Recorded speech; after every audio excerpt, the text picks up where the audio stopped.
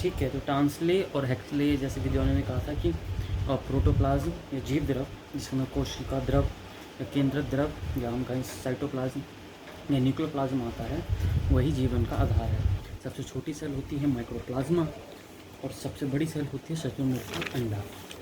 और शायद मेल्स का स्पर्म और ओवरीज था ह्यूमंस में, एंड लेट मी चेक। ठीक है, सो न्यूक्लियस के अंदर होता है क्रोमोसोम, जिसके अंदर 46 पेयर हैं, 23 का जोड़ा बना। क्रोमोसोम को फाइंड किया था वॉल्डेयर, और वॉल्डेयर ने फिर क्रोमोसोम के अंदर है डीएनए।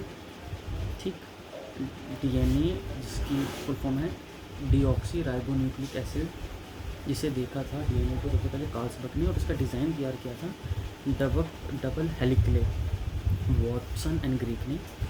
डबल हेलिके होता है डीएनए का और सिंगल हेलिके होता है आरएनए का।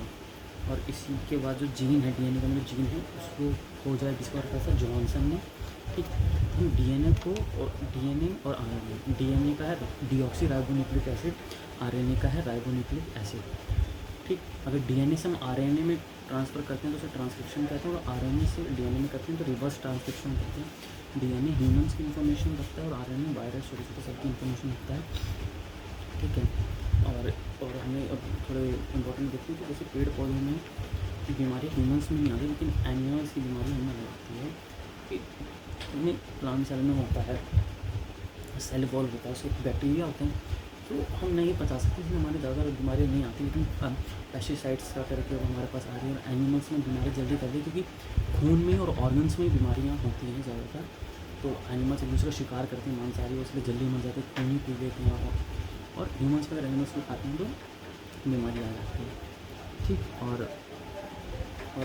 जैसे कोई बॉडी आती, कोरोना में था RT-PCR, राइबोन्यूक्लियर टेस्ट, ऐसे ही तो RT-PCR था।